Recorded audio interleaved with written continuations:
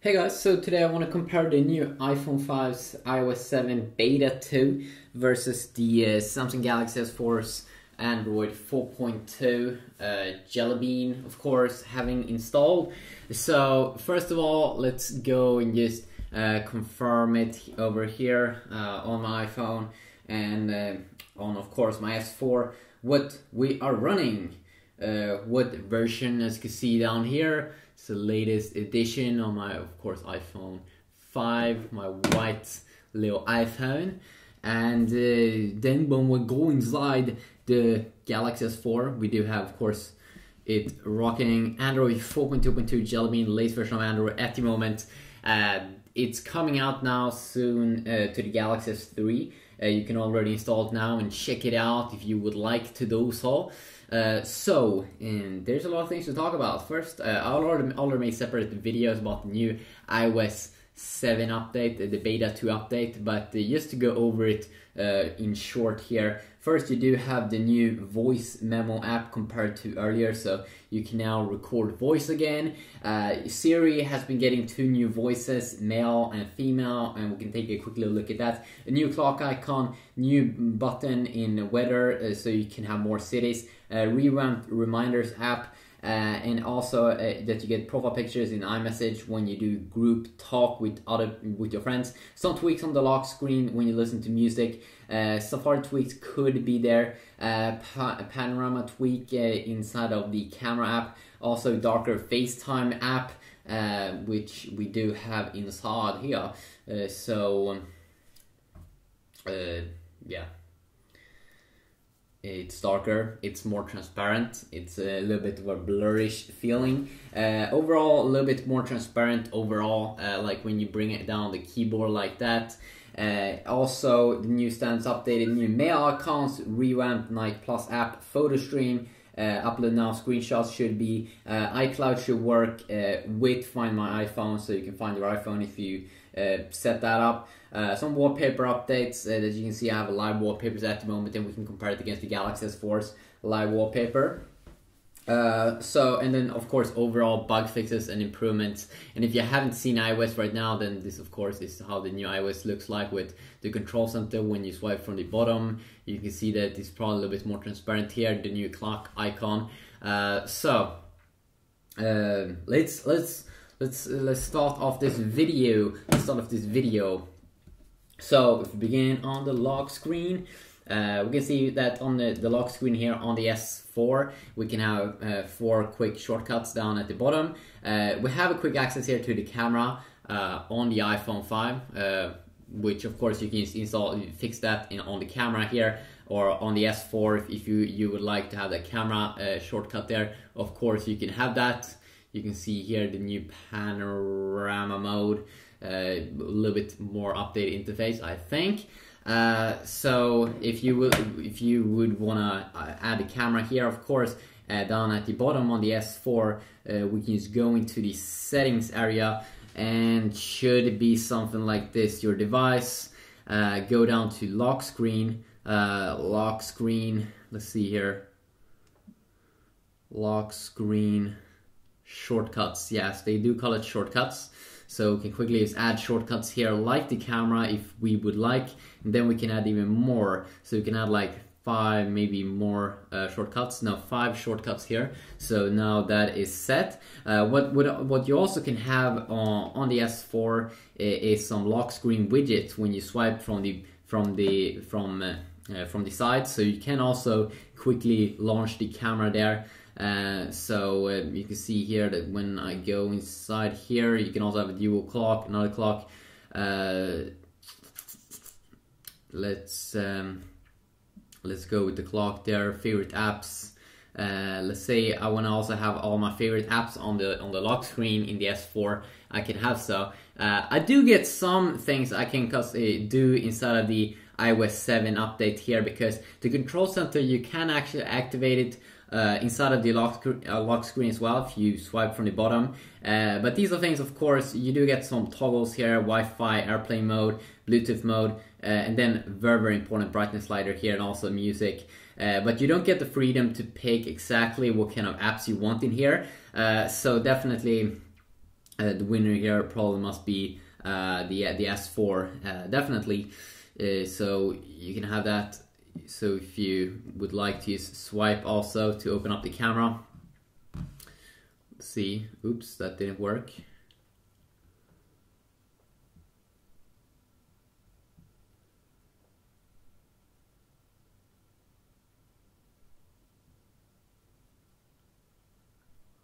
Swipe the default lock screen from right to left to open a camera. Maybe it was on the other side.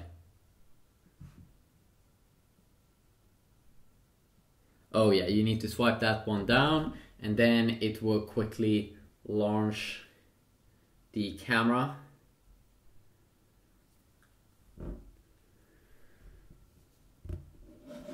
There we go. And you get the Galaxy camera interface, of course. On the S4, and you can hear that I'm in a quiet mode at the moment. You have all of these different kinds of modes. Of course, you get more modes here on the S4 than what you do get on the iPhone. Apple likes to keep it a little bit more simple in terms of menus and stuff. So also, definitely the winner here on lock screen must be the S4 in terms of things you can do over there. Also on the home screens here, of course, still here with Apple, no widgets. You can still only have apps, and they will probably keep to have it like that in the whole time here. With iOS 7, maybe in iOS 8 they add widgets, or maybe not. But well, of course, you can have a little bit more of a dynamic, interesting look here. I would say on the S4, we can see here I have my cool little widget there at the top, show me some cool stuff there. I also have a very, very cool search bar there, which I do like. I can have some pretty nice just widgets here that you can really have fun and play around with. Now, I'm not a super big guy that uses a ton of widgets. I don't actually use them at all, but I do think that they add to the feel of the device of a nice look. Like you can have a widget alarm here, and of course there's tons of other widgets. You can have events that you see up here quickly. You don't have to open an app or anything. You can have your in the S4, of course, you do get a walking S Health app from Samsung, so you can have that cool little walking app there, see how much step you need to go to. It just, I think, adds very much to your device. They really looks more cool than just look at a bunch of widgets that's just static. They don't move around. They aren't that much interesting. Maybe you don't think that's cool, but let's just check out some live wallpapers here. Because we do actually get two inside of the iOS 7 beta too. When we go down here to, they call it actually dynamic.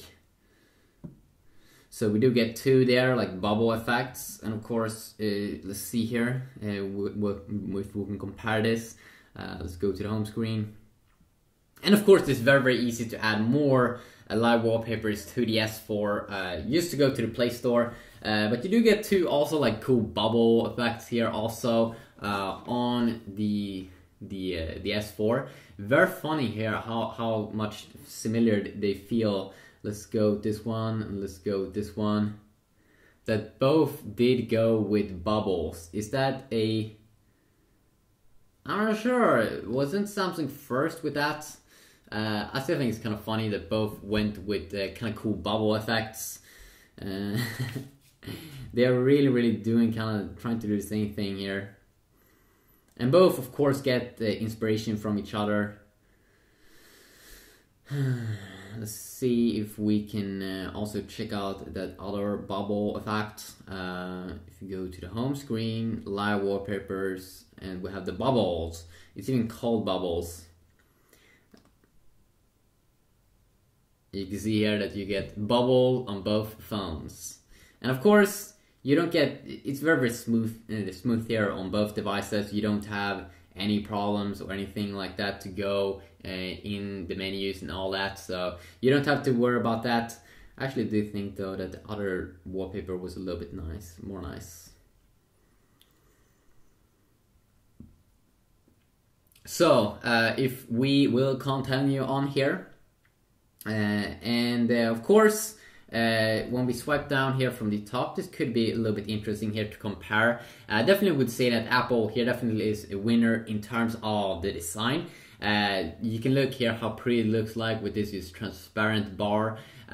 You could do that earlier with earlier iPhones if you did jailbreak it, but now that is the default, and it looks extremely nice there. But then in terms of the design, definitely Apple here the winner. But then here it looks just ugly, like you don't want this. But this is nice that you get super many quick toggles if you want to quickly customize, turn off something.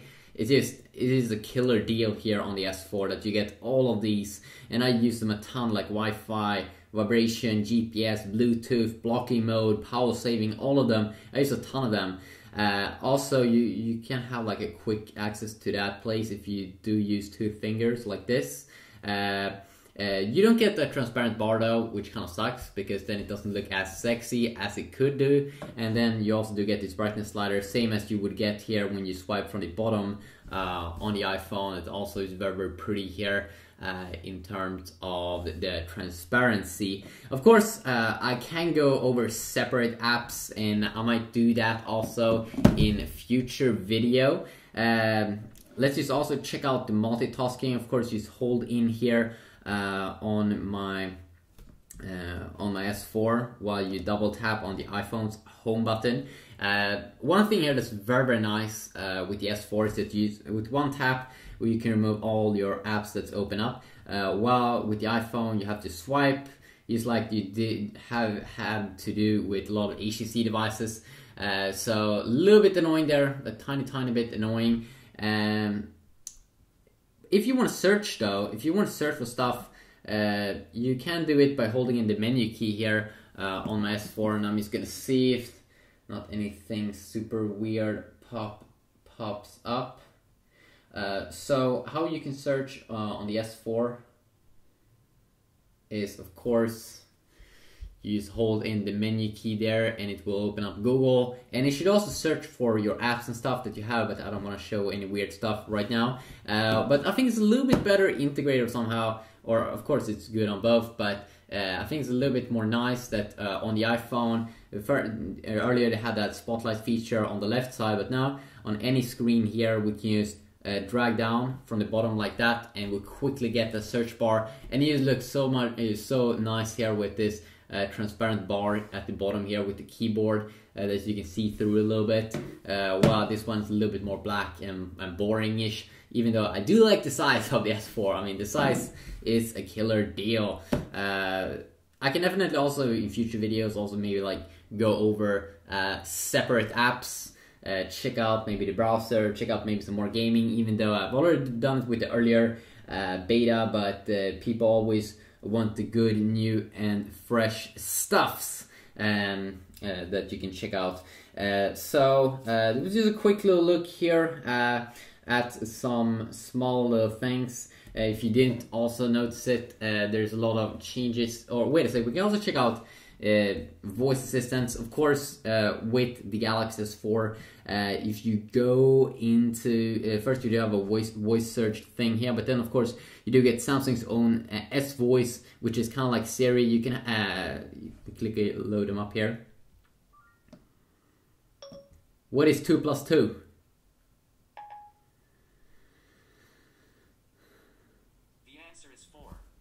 So there you can hear also the new male voice, and also you get the Wolfram Alpha search engine here if you want a little bit more information. Let's do the same thing here with S Voice, which is Samsung's response to Siri, which is Apple's voice assistant. What is 2 plus 2? 4. Okay, very nice. Set alarm at 5 p.m. Set for 5 p.m. You can see that it did respond much quicker here. On the iPhone 5, which was quite nice. Also, what you can see here. Do you want to save this alarm? Also, what you can. Oh my God! Shut up! All right. 1700. Do you want to save this alarm? You can see here I can't activate it or disable it. I have to say to her, yes. All right, this is your alarm for 1700. Do you want to save this alarm? Yes. Okay, I saved your alarm for 1700.